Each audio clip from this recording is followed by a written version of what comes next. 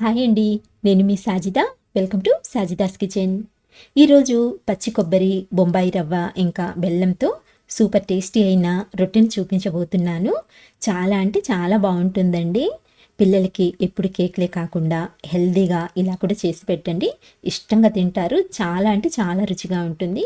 మరి ఇప్పుడు ఎలా తయారు చేసుకోవాలో లేట్ చేయకుండా చూసిద్దాం రండి. ఫస్ట్ అయితే స్టవ్ ఆన్ చేసి ప్యాన్ పెట్టుకొని ఇందులోకి 1 కప్పు వరకు తురిమిన బెల్లం వేసుకోండి.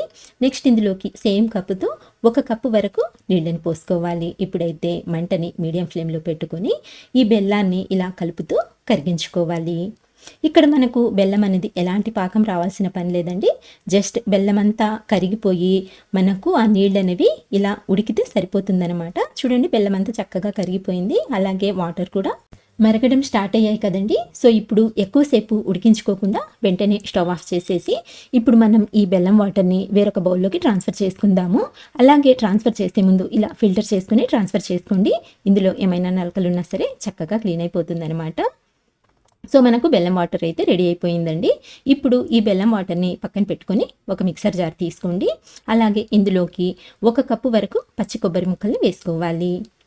ఇప్పుడు మనం ఈ పచ్చి కొబ్బరిని మరీ మెత్తగా కాకుండా కొంచెం బరకగా గ్రైండ్ చేసి తీసుకోవాలన్నమాట. ఈ విధంగా గ్రైండ్ చేసుకున్నట్లయితే మనం చేసే రొట్టె టేస్ట్ అనేది చాలా బాగుంటుంది. ఇక్కడ మీరు కావాలనుకుంటే ఈ కొబ్బరిని తురుముకొనైనా సరే తీసుకోవచ్చండి, కానీ నేనైతే మిక్సీ పట్టేశాను. ఇప్పుడు ఇలా మిక్సీ పట్టుకున్న ఈ కొబ్బరి తురుముని మనం బెల్లం వాటర్లోకి ట్రాన్స్ఫర్ చేసుకుందాము. నెక్స్ట్ ఇందులోకి 2 టేబుల్ స్పూన్ల వరకు నానబెట్టుకున్న పచ్చిశనగపప్పుని యాడ్ చేసుకోవాలి. నేను ఇక్కడ అరగంట ముందే ఈ పచ్చిశనగపప్పుని అయితే నానబెట్టి తీసుకున్నానండి. సో ఇంకా 1 కప్పు వరకు బొంబాయి రవ్వని యాడ్ చేసుకోవాలి. ఇక్కడ మనము బెల్లము, కొబ్బరి, బొంబాయి రవ్వ ఈక్వల్గా తీసుకోవాలన్నమాట. నెక్స్ట్ మంచి ఫ్లేవర్ కోసం కొద్దిగా యాలకుల పొడిని కూడా యాడ్ చేసుకొని ఇప్పుడు ఇవన్నీ ఇందులో బాగా కలిసేలా కలుపుకోవాలి. ఇక్కడ మీరు క్వాంటిటీ ఎంతైనా తీసుకోండి. అన్నీ ఈక్వల్గా తీసుకున్నట్లయితే టేస్ట్ అనేది చాలా పర్ఫెక్ట్గా కుదురుతుంది అనమాట. సో అది మాత్రం గుర్తుపెట్టుకోండి. ఇలా అంతా చక్కగా మిక్స్ చేసుకున్న తర్వాత ఇప్పుడు మనము దీనిపైన మూత పెట్టేసి ఈ రవ్వనైతే ఒక 10 నిమిషాల పాటు నానబెట్టుకోవాలండి. సో దీనిపైన మూత పెట్టేసి వేరే పని ఏదైనా ఉన్నా సరే చూసుకోవచ్చు అనమాట. ఇక్కడ నేను మీకు 10 నిమిషాల తర్వాత చూపిస్తున్నాను. చూడండి, రవ్వ మనకు చక్కగా సాఫ్ట్గా నానిపోయింది. అలాగే వాటర్ కూడా కరెక్ట్గా సరిపోయిందనమాట. ఇప్పుడు ఇంకొకసారి బాగా కలుపుకోండి ఈ మిశ్రమాన్ని అయితే.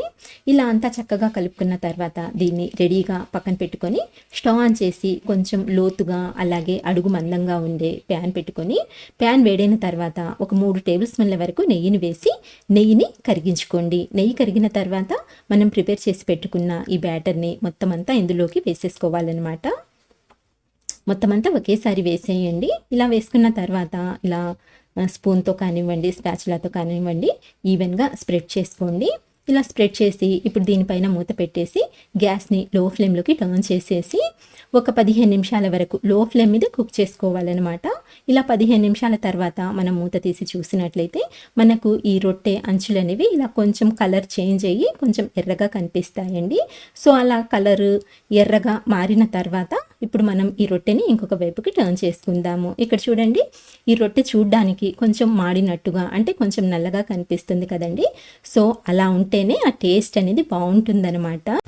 ఒకవేళ మీకు ఇలా వద్దు అనుకుంటే ఇంకొంచెం ముందుగానే టర్న్ చేసుకోండి, సరిపోతుంది. కానీ ఇలా ఉంటేనే టేస్ట్ అయితే చాలా బాగుంటుందండి. సో ఇలా ఇంకొక వైపుకి టర్న్ చేసుకున్న తర్వాత ఒక 3 లేదా 4 నిమిషాల వరకు లో ఫ్లేమ్ మీద ఫ్రై చేసుకొని తర్వాత ప్లేట్లోకి ట్రాన్స్ఫర్ చేసుకొని కాస్త చల్లారేంత వరకు అలా పక్కన పెట్టేసి ఇలా కొంచెం చల్లారిన తర్వాత మీకు నచ్చినట్టుగా పీసెస్లా కట్ చేసుకోండి.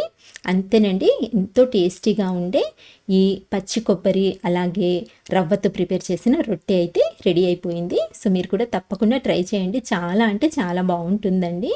సో ఫ్రెండ్స్, చూశారు కదండి ఇవాల్టి రెసిపీ. నచ్చినట్లయితే ప్లీజ్ లైక్ ఇవ్వండి. అలాగే మంచి టేస్టీ రెసిపీస్ కోసం అయితే మన ఛానల్ని మర్చిపోకుండా సబ్స్క్రైబ్ చేసుకోండి.